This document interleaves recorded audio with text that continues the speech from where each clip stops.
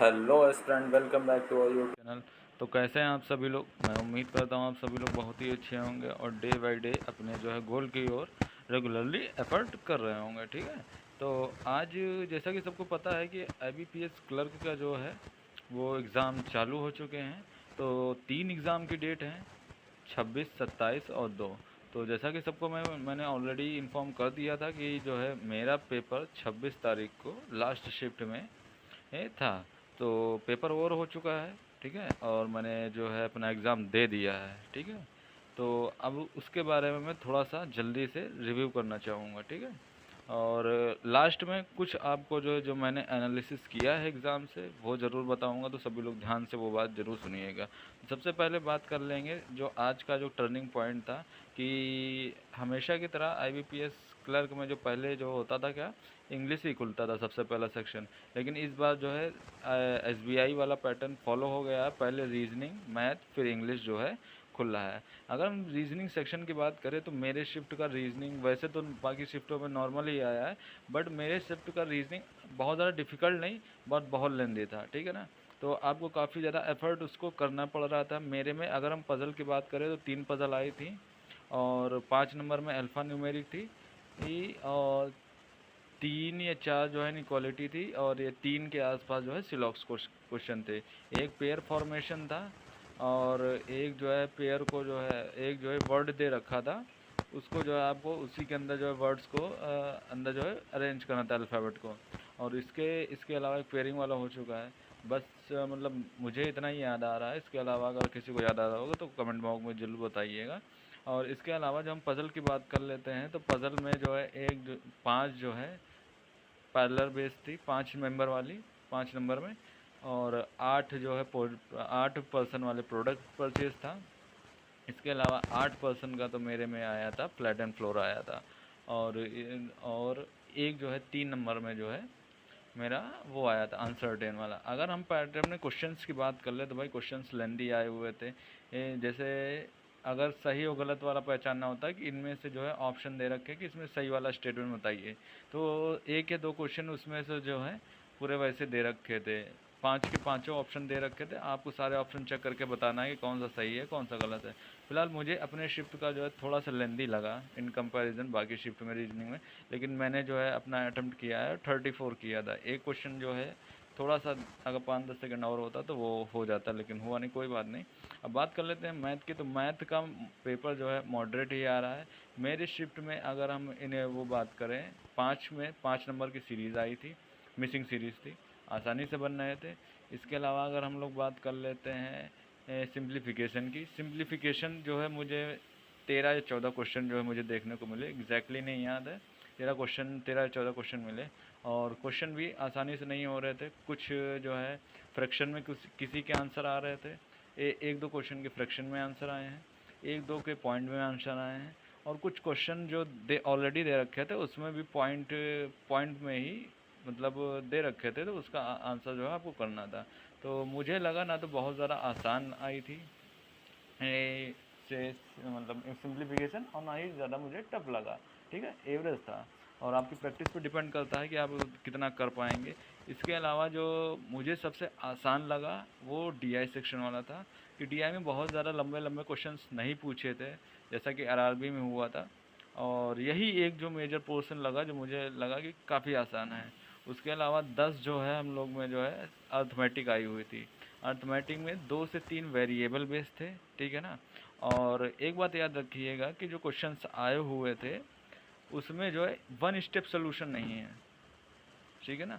2 से 3 question one step solution based थे, बाकी आपको 2-2 3-3 स्टेप बनाने ही पड़ेंगे। अब वो चाहे आप माइंड में बना लीजिए या कॉपी में लिख के, ये आपकी प्रैक्टिस पे डिपेंड करता है। अगर हम बाइफरकेशन करें कि किस अर्थमेटिक में कौन कौन से आया था, तो एक जो आया हुआ था क्वेश्चन जो है क्या नाम है, प्रॉफिट एंड लॉस पे, जिस पे प्रॉफिट दे रखा था और उसी का जो है लॉस दे रखा था, उन दोनों का डिफरेंस दे रखा था। तो इस पे एक प्रॉफिट बेस, एक जो बोट एंड स्ट्रीम पे था, एक जो है हम लोग का मेंसुरेशन बेस था, एक मिक्सचर एलिगेशन बेस था।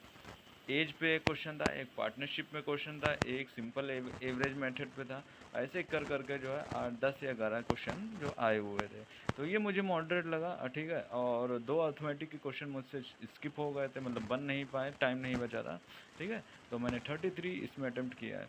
अब बात कर लेते हैं जो सबसे लास्ट में हम लोग का जो सेक्शन खुला हुआ है वो इंग्लिश का था। अब इंग्लिश में सीन ऐसा है कि भाई इंग्लिश में थोड़ा सा पैटर्न मेरे में जो है इजी वाले आए थे, बट वो भी क्वेश्चन आपको पूरी तरीके से चेक करने ही थे। जैसे मेरे में 4 एरर आ रखी थी, तो 2 सेंटेंस मुझे एकदम अजीब से ही लगे, 2 सेंटेंस, मतलब उसका फॉर्मेशन ही काफ़ी गजब था। तो मैंने 2 स्किप किए, 4 आए थे, और 2 जो है मुझे जो लगा वो मैंने जो है वहाँ पे अटेम्प्ट किया। और इसके अलावा जो मेरे में एक जो वो आया था, क्या नाम है, अरे क्लोज टेस्ट, हाँ एक क्लोज टेस्ट आया था। तो क्लोज टेस्ट जो हम लोग का बेस था, किस पे बेस था, क्लोज टेस्ट जो ऑक्शन बेस था, कि शायद एक बर्लिन का ऑक्शन बेस और एक नॉर्मल ऑक्शन बेस में डिफरेंस बताया गया था।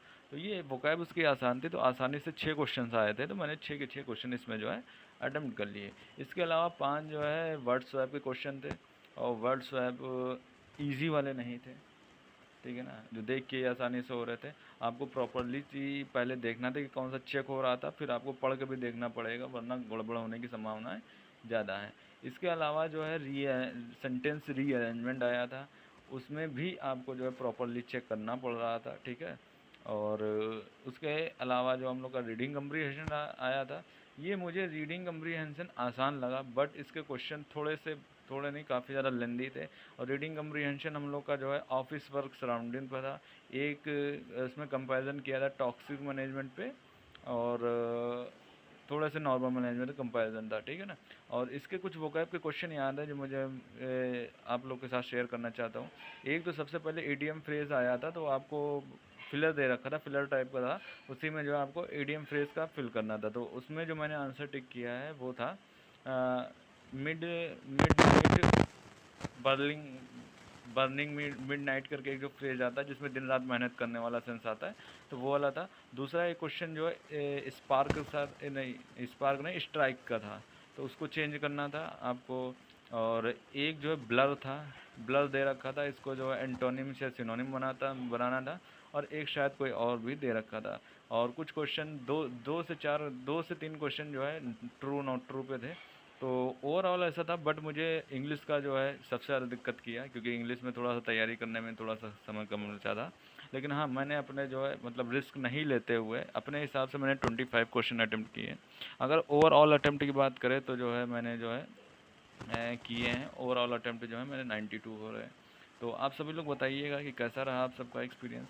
खासकर फोर्थ शिफ्ट वाले तो ज़रूर ही कमेंट करिएगा, ताकि मुझे थोड़ा सा लगे कि हाँ क्या लेवल था। अगर मैं पर्सनल रिव्यू दूँ तो भाई ये एक जो एक्सपीरियंस बेस होता ना, कि मुझे पेपर मॉडरेट लगा, ठीक है ना। रीजनिंग से लगा करके और जो है इंग्लिश तक काफ़ी मॉडरेट लगा, पिछले के कंपैरिजन में काफ़ी मॉडरेट है, और सब लोग ये बात भी कर रहे हैं कि पेपर मॉडरेट आ रहा है, ठीक है। तो बहुत ज़्यादा जिन्होंने कम किए हैं, निराश होने की ज़रूरत नहीं, वो आपकी प्रैक्टिस पे डिपेंड करता है कि आप क्वेश्चन कितने क्वेश्चन वहाँ पे अटेम्प्ट करने वाले हो।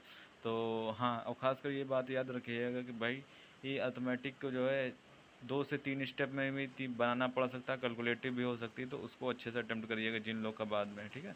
तो ये था आज का एक्सपीरियंस। मिलते हैं नेक्स्ट वीडियो में, सभी लोग सब्सक्राइब करिएगा चैनल और वीडियो को लाइक करिएगा, ठीक है। बाय।